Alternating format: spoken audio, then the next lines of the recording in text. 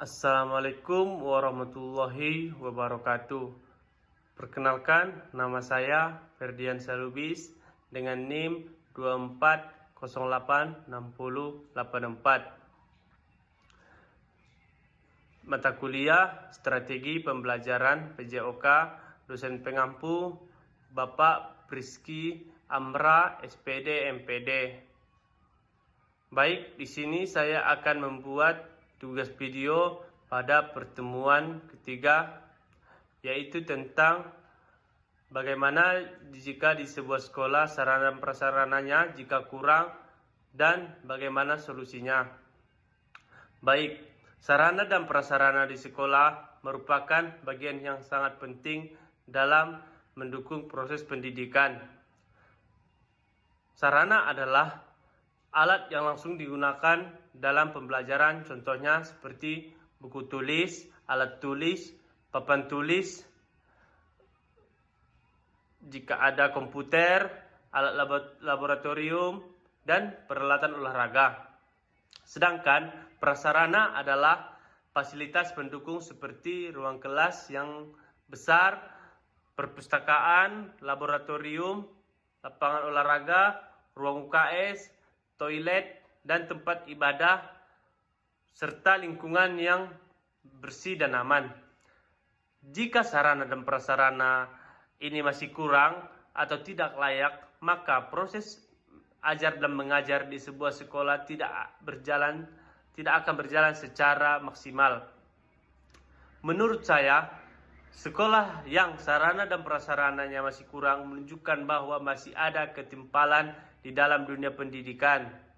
Ada juga sekolah yang sudah lengkap dan sudah modern, tetapi ada juga sekolah yang masih banyak kurangnya seperti kekurangan meja, kekurangan bangku, bahkan ada yang atapnya bocor saat hujan, atau tidak memiliki laboratorium sama sekali. Kondisi seperti itu sangat mempengaruhi kenyamanan dan semangat belajar siswa. Contohnya, jika ruang kelas yang terlalu sempit dan jumlah siswa yang banyak, maka suasana di kelas itu tidak akan menjadi kondusif karena siswa sulit berkonsentrasi karena panas dan sesak.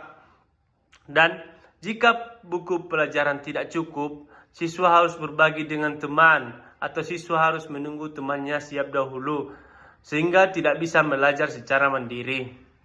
Jika perpustakaan minim buku, siswa kurang mendapatkan tambahan pengetahuan. Dan jika laboratorium tidak lengkap, siswa kurang memahami bagaimana teori praktik seperti siswa ini melakukan praktik IPA, padahal praktik itu sangat penting agar pelajaran lebih mudah dipahami. Dan seterusnya, dalam bidang olahraga juga sering mendapatkan kekurangan, misalnya jumlah bola yang sedikit, net volley yang rusak, atau matras yang tidak ada untuk senam. Hal ini membuat siswa yang tidak bisa berlatih secara maksimal. Padahal olahraga bagian yang sangat penting untuk menjaga kesehatan, melatih kerjasama, atau membentuk karakter yang disiplin. Contohnya, di sebuah sekolah ada juga pasti bakal ada lapangan, tapi lapangan ini sudah retak-retak, sudah berlubang-lubang. Apakah siswa bisa dapat belajar dengan serius, berlatih dengan serius? Dan di sebuah sekolah ini tidak ada bola basket, tidak ada ring bola basket. Bagaimana cara guru ini mengajarkan dengan baik, bagaimana memasukkan bola basket ini ke ringnya dengan baik? Dan di sebuah sekolah ini kita buat biasanya olahraga 2 kelas, sedangkan bola hanya ada 2. Bagaimana cara siswa ini berlatih dengan serius? Kekurangan sarana dan prasarana juga dapat berdampak pada motivasi belajar. Siswa masih siswa bisa merasa kurang bersemangat karena lingkungan sekolah yang tidak mendukung. Guru juga merasa kesulitan dalam menyampaikan materi karena alat bantu yang terbatas. Dalam jangka panjang, hal ini bisa mempengaruhi kualitas pendidikan dan prestasi sekolah. Maka, kita harus, contohnya di dalam kuliah olahraga ini, ada namanya permainan bola kecil, atau ada memodifikasi. Jika sebuah di sekolah ini tidak lengkap fasilitasnya, maka kita akan memodifikasi permainan kecil. Namun, masalah ini tidak boleh dibiarkan. Ada beberapa solusi yang dapat dilakukan secara bertahap. Yang pertama, sekolah harus melakukan pendataan yang jelas mengenai fasilitas apa saja yang kurang dan rusak. Dengan data yang lengkap, sekolah bisa mengajukan proposal bantuan ke pemerintah melalui Dinas Pendidikan. Pemerintah memiliki tanggung jawab untuk memastikan semua sekolah mendapatkan fasilitas yang baik di kota maupun di daerah yang terpencil. Yang kedua, sekolah dapat bekerja sama dengan komite sekolah atau orang tua siswa. Melalui musyawarah bisa dicari solusi bersama. Misalnya, mengadakan kegiatan gotong royong untuk memperbaiki fasilitas ringan atau membersihkan halaman sekolah, atau mengecat ruang kelas, atau memperbaiki meja dan kursi yang rusak. Yang rusak ringan ya. Ketiga, sekolah bisa menjalin kerjasama dengan alumni atau pihak swasta.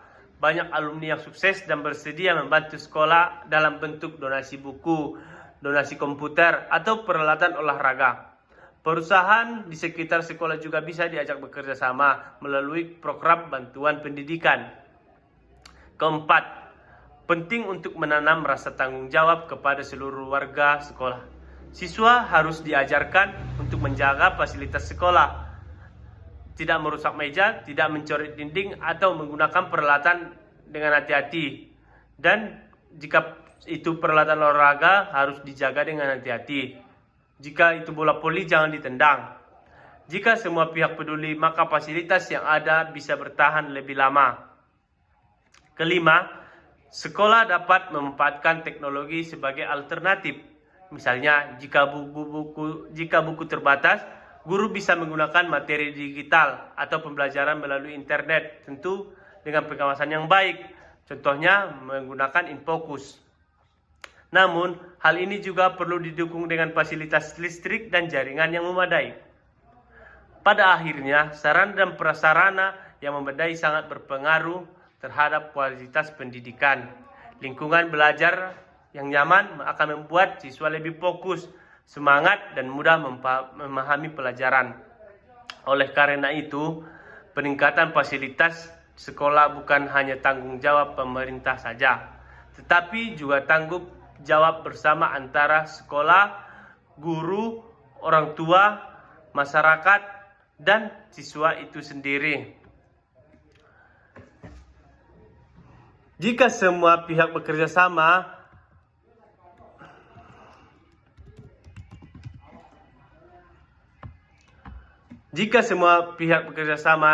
dan memiliki kepedulian, maka kekurangan sarana dan prasarana